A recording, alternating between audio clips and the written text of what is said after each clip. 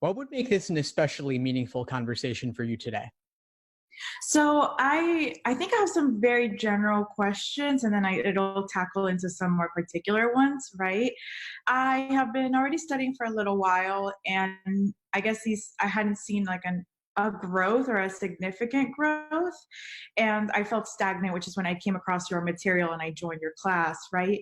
But where I feel stuck really is there's two things that are really hard or that I'm not sure I quite comprehend the scope, right? Like how to really review the exam questions that I get wrong. I know you really know that that's like an important piece of making sure that we're, studying right. And then determining in that why something is out of scope. Like those two questions together, I still haven't like totally understood. Sure. So I'll address the second one first. I don't love the phrase out of scope. To me, that's a catch-all category. It doesn't mean a whole lot. It simply means that it was not covered by the stimulus itself, which is the case for really most wrong answer choices. So I would encourage you to get more granular, get more specific in exactly why something was wrong. Was it too extreme? Was it a category of things not being discussed? Was it the right answer to the wrong question? There are a variety of ways or reasons why something could be wrong. So I'd encourage you to get more specific with it. Okay, so like think more when you're going through let's say you're going through your wrong answers, right? Just more asking yourself why something is wrong as opposed to why something maybe is right, so that you could better scratch things off as you go along. I would definitely suggest evaluating wrong answer choices because a lot of the time it's about choosing a tempting wrong answer. And there are four of those. So there's a lot to review. There's only one right answer. And of course, you might have gotten a question wrong because the right answer seemed unappealing. And if that was the case, you should talk about that too. But proportionally, there are more wrong answers to evaluate than right ones. And a lot of the time, they'll put a very tempting wrong answer earlier than the correct one. Yeah, because what I have seen for myself, and I guess I'm still fairly early on in your program where I'm still figuring out how to appropriately review the wrong answers. I'll get down to two, like a right one and a wrong one, but then I'll always choose the wrong one. And then when I look back to see like what does it say about this one, it tends to be that this goes beyond what the question is asking. It goes beyond the paragraph. So it's like the tempting answer seems to be the one that gives where you're making more assumptions about what you're reading, and it's really hard. I haven't gotten there in the study program, but I'm really struggling in breaking out of that mental habit of like, why am I just adding more to this that's in front of me? Yeah, sure. And it's not that surprising to me because the LSAT knows how we think. They know that students like strong language and we like to strengthen arguments. We gravitate towards strong language and we look to close gaps a lot of the time. But we've got to do what the question stem is asking us to do. And certain question types require more moderate language than others. Like a lot of times, necessary assumption questions, the correct answer will seem wrong. People will say because they already knew that or didn't really add anything. But the thing is, for necessary assumption, you don't want it to add anything. You Okay. want moderate for that particular question type. So you want to make sure that you're doing what the question's actually asking. I know that this might be like a hard question because of for the different question types, but is there anything that you ask yourself, or is there anything intuitive where you're like, where you look at it and you say like, is I'm trying to figure out how to properly ask this. Like where you say to yourself, I feel like I'm going beyond what is being asked of me. Like, how do I take a step back? You know what I'm saying? That's a good question. I think that I could address it this way. Let's say if we're talking about, let's say, necessary assumption questions versus strengthening questions. Strengthening questions, it's fine for us to go beyond. It's fine for us to consider alternative possibilities or alternative explanations and dismiss them, or to better relate the evidence to the conclusion. Because if they are more related to each other, then the argument will be strengthened as a result. But all of that is new information going outside of what was in the stimulus. And the question stem says, which one of the following, if true, would most strengthen the argument? So that's fine to go beyond in those cases.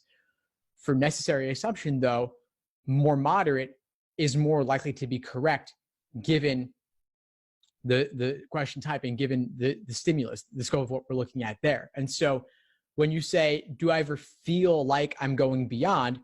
I guess knowing the question stem, I will either allow myself to go beyond or not.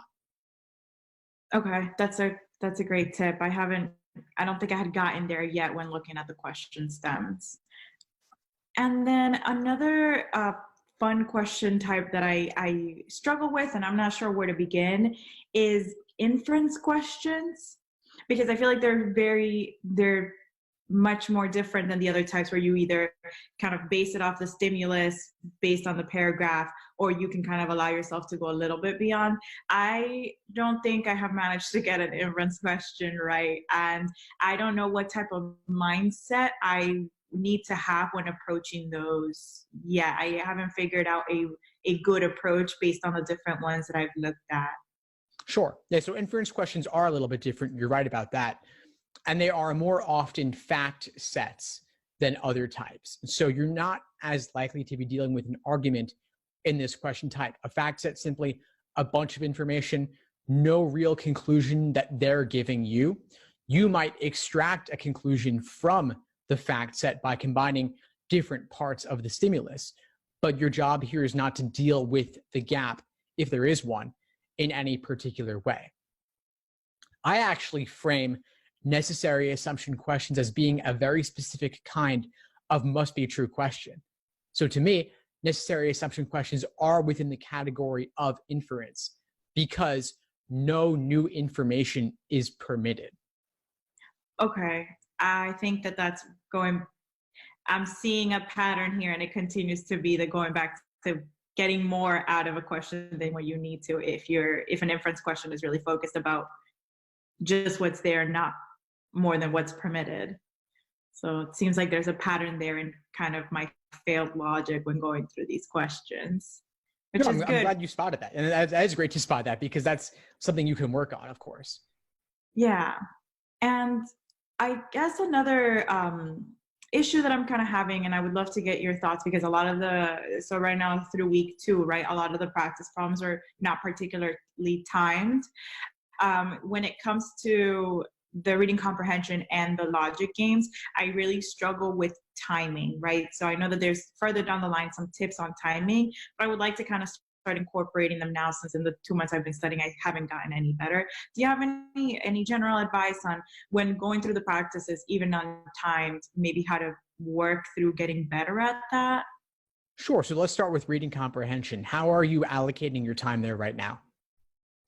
So I don't think I'm doing it super efficiently. I'll read the passage once for like the greater structure, right? Like what is each paragraph? And then I'll jump into the questions. And what ends up happening is I keep trying on each question to go back to the essay. And with that, what happens is it goes really well for like the first 3 passages, but then by the last passage, I'm basically leaving myself like 5 minutes, and that's not effective. You can't, you know what I mean? I just don't know I don't know why I'm in the habit of, for every question in the reading comprehension, feeling the need to go back to the passage. And I am not sure how to break out of that or how to properly divide that time. Yeah, sure. If there were one question type in reading comprehension where you did not feel like you needed to be going back as much, what would that be? Probably the main point questions, like the main idea, main conclusion. Those I feel like, because I'm originally looking for just general structure, you can kind of find what the conclusion is kind of faster with the main point of the passages. But I feel like everywhere else, author questions, like why do you think they use this word, I find myself just like going back to the passage, like just inherently, like I don't even try. I will skim the question, and then like it's like an instinct to go back to the passage as if to look again. Sure. Yeah. So for some of those, maybe you do need to, but as you said, for main point, maybe you don't. To me, in my mind, there are three different types of reading comprehension questions. There are the global ones, like main point, main idea, primary purpose, passage organization. Then you have local, detail-oriented ones. Then finally, you have the more inferential ones that require more reading between the lines. But for that first category, maybe you don't need to go back, especially if you can find the key line or lines where they summarize it in the passage on your initial read. And you could walk away with that main idea before going on to the questions. Because after all, if you can't get the main idea from the passage, then you're not really getting anything, right? Yeah. So you walk away with that, you knock those global ones out, just with that main idea in mind. That's good. And then for the inferential ones, I in reading comprehension, I also struggle with the inferential ones. I also do and this is actually, now that you say that does take me the most time. I'll go back and still try to find like a more concrete thing, even though it's an inferential question. For those, do you have any sort of advice? Like, would those require necessarily to go back to the passage, or is it more of like, if you understand the main idea of the passage, you should be able to make a better inference? It depends. In some cases, you'll be able to get it through your intuition, through your memory. Other cases, you might need to go back. And so what I would suggest is that during your review process, whenever you have trouble with one of those questions, find the lines that supported the correct answer. And just as an exercise, keep doing that. Then you'll start to pick up on the patterns. Okay, and that should help with the timing. Okay. And what about logic games? Right now I'm kind of in the deep of it. It's funny enough, I have my little packet of all the ones I still got to work through. And I'm taking a while, and maybe this is because I'm not making all the right inferences, but I find myself taking about 10 to 13 minutes on some because I keep trying to make diagrams. I keep feeling like, well, did I make enough? Did I infer enough? Like, can I really comfortably scratch off what I'm scratching off, so then it ends up dragging long because I want to make a diagram for most questions. And I don't know how to curb that desire of wanting to like make a diagram for everything to be sure, as opposed to maybe writing off based on what I've already done. Sure. Well, diagramming is great, and making use of previous diagrams is also great. So the approach I would recommend is simply looking at your previous diagrams first to see if they will solve it for you. Maybe they'll help you eliminate a couple of choices, or maybe at least one. And then beyond that, once you've exhausted that, then you might want to diagram more. But to me, diagramming on average isn't a bad thing to do. And from your experience, maybe in somebody that's like a little slower in these, I'm still not sure which I'm more comfortable first. Like, there has been advice that maybe you want to try and diagram as much as you can at the beginning and then go to the questions, or maybe do the basic initial diagram and then hop in and see what kind of the questions lead you. I don't know that I have tried any of those like religiously enough to be able to make a determination, but from your experience, do you see one more successful than the other? It varies. It varies based on the game type. Some games lend themselves to it more than others. Not all games are equal. Some games will allow you to draw a lot up front. Other games won't have that much available for you to draw. Yeah, that's true.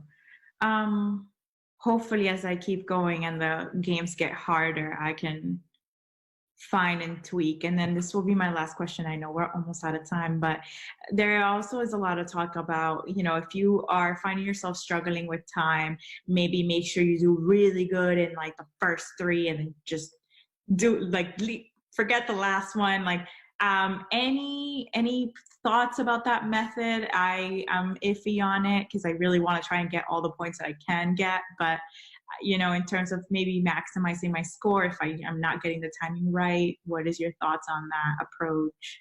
Yeah, sure. My intuition is that it depends on what your goals are. If you are committed to getting a 165 plus, in my book, that means you've got to attempt every single question. Alternatively, let's say if you're in the 140s or the 150s and you're aiming to get high 150s or around a 160, then that might be a good approach, because you knock out the hardest stuff. You don't even bother with that, and you really refine your accuracy on the others. So it's just a question of what your goals are and what you'd be happy with. Okay. So those were all my questions. I really appreciate your time.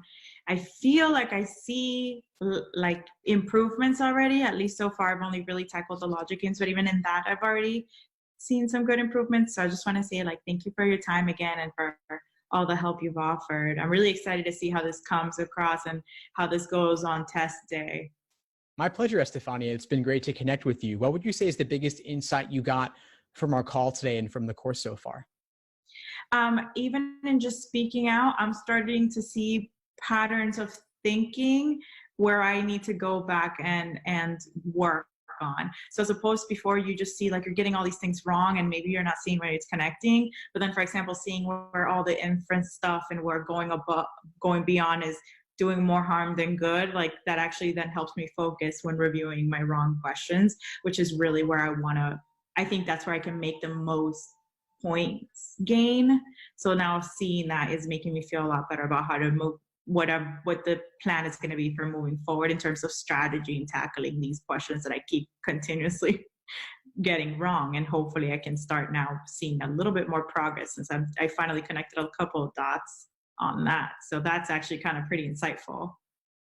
Great. I'm really glad to hear it. And then my exam is sort of around the corner, so I'll definitely be keeping you updated with how that goes. I'm really hoping my general goal at the beginning of this was to be in the mid 160s, and I feel like I'm feeling pretty good about having good chances at that. So I'm really excited.